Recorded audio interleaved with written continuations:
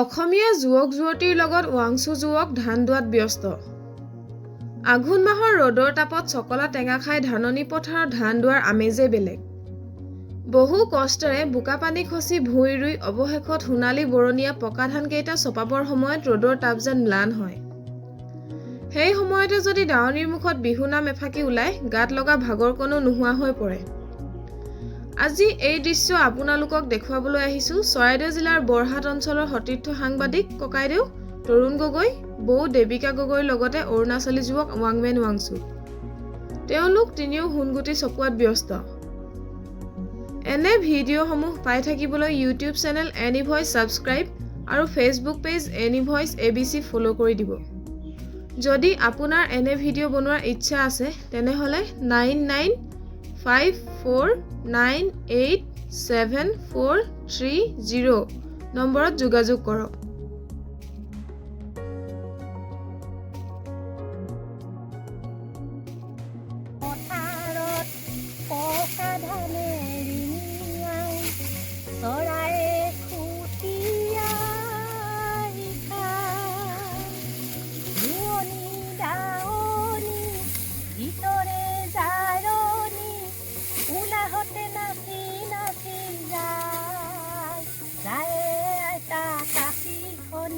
তাতে আকৌ লিলিকনি উলাহতে নাচি নাচি যায়, উলাহতে নাচি নাচি যায়, উলাহতে নাচি নাচি যায়, উলাহতে নাচি নাচি যায়। আঘোণৰে পথাৰত পকা ধানে ৰিঙিয়াই চৰাই খুটিয়া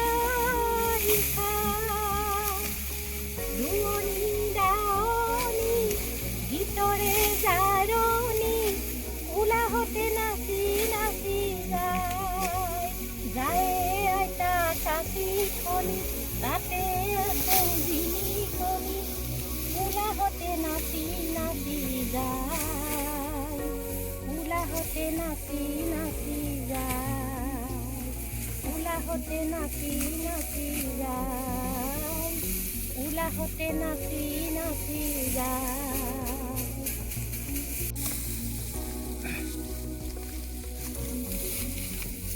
এয়া আমি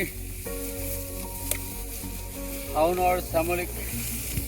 এৰিছোঁ, এতিয়া আঘোণৰ সোণোৱালীক আমি আঁকোৱালি লৈছোঁ। সোণোৱালী এইকেইটা আমাৰ চহা জীৱনৰ একমাত্ৰ চহা জীৱনৰ পেটমুঠি। চহা জীৱনৰ ভোক গুচাবৰ কাৰণে আমি আঘোণৰ এই সোণগুটি চপাওঁ। আমি এইদৰে সেয়ে আমি একো এজন চহা খেতিয়কে আমাৰ জীৱন অতিবাহিত কৰোঁ। আশা কৰিম আপোনালোকে আপোনালোকৰ চেনেলৰ যোগেদি আমাক আৰু খেতি কৰা এটা উৎসাহ দিব আৰু ভৱিষ্যত প্ৰজন্মই যাতে খেতি পাহৰিব নোৱাৰে। খেতি যে মাদকতা আছে, খেতি যে অসমীয়া সমাজৰ জনজীৱনৰ এক সুচল পথ প্ৰশস্ত কৰিব পাৰে তাই আমি কামনা কৰিম। সেয়ে আমি একো একোজন খেতিয়কে আজি আঘোণৰ পথাৰত সোণোৱালীৰ সোণগুটিৰ লগত নিবিড় সম্পৰ্ক ৰাখিব বিচাৰিছোঁ।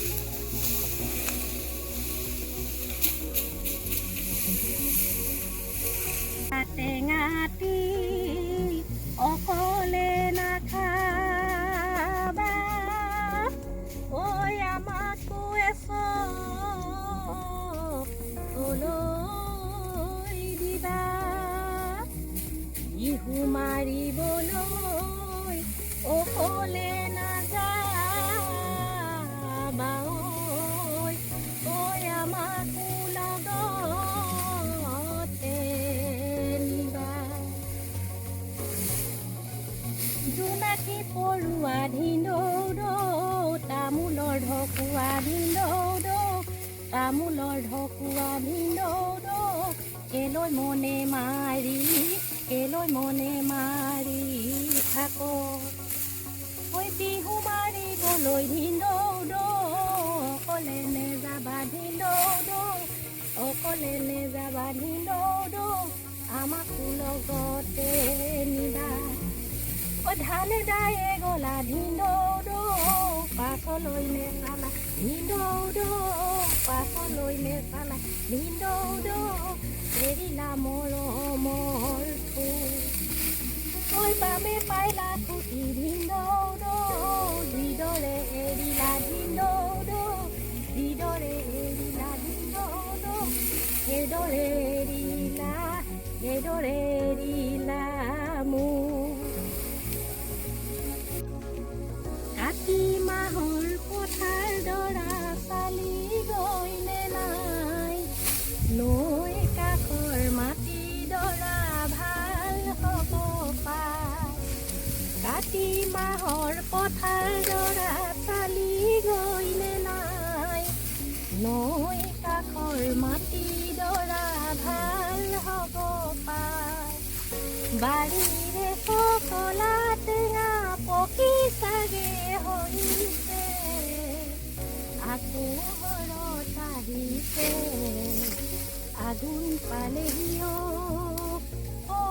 ধন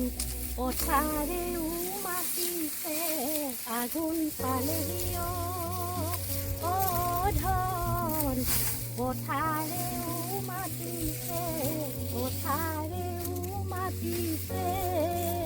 মোক নমস্কাৰ মই আজি আমাৰ দাদাই তৰুণ গগৈ ঘৰত আহিছোঁ অৰুণাচল সম্প্ৰদায়ৰ পৰা ভাল লাগিছে তেখেতৰ ধাননি পথাৰত আমি আজি ধান দালোঁ কাটিলোঁ আৰু টেঙাও খালোঁ আৰু বহুত ভাল লাগিছে এইটো পৰিৱেশটো পাই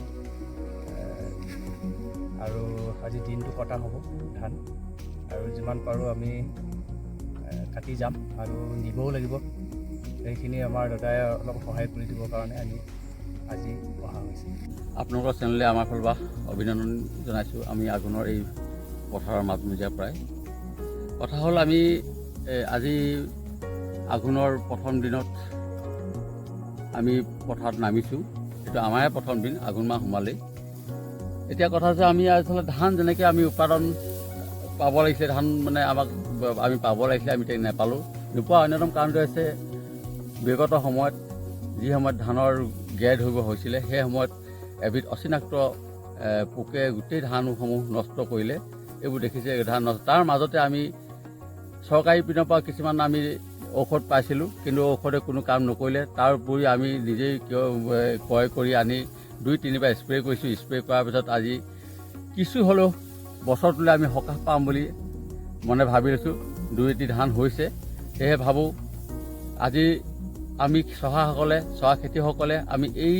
ধানমুঠিৰ লগতেই আমি যিহেতু এটা নিবিড় সম্পৰ্ক আছে যিয়ে আমাক দুমুঠি অন্ন দিয়ে সেয়েহে আমি সকলোকে যিটো ৰজাঘৰীয়াকো আমি ক'ম যে ৰজাঘৰীয়া আমাৰ চহাসকলৰ ক্ষেত্ৰত খেতিয়কসকলৰ কাৰণে এক সুদৃষ্টি দিৱস তেওঁলোকে খেতিডৰা কেনেকৈ ধৰণে সুন্দৰকৈ ধান প্ৰডাকশ্যন হ'ব পাৰে উৎপন্ন হ'ব পাৰে বিভিন্ন ধৰণৰ সাৰ দিয়ক বিনামূলীয়া কিছুমান সাৰ দিয়ক আমি যিহেতু খেতিয়ক আমাৰ বিশেষ আৰ্থিক আমি খুব মানে দুৰৱস্থাত ভুগোঁ সেয়েহে চৰকাৰী বিভাগীয় কৰ্তৃপক্ষই আমাক ধান হোৱাৰ ক্ষেত্ৰত আমাৰ পেটৰ যিটো ভোক নিবাৰণৰ কাৰণে যিটো আমি খেতি কৰোঁ খেতিৰ পৰা আমি যিটো আহাৰ গ্ৰহণ কৰোঁ আহাৰটো আমাক যাতে এটা উৎকৃষ্ট মানৰ হ'ব পাৰে তাকে কামনা কৰিছোঁ ধন্যবাদ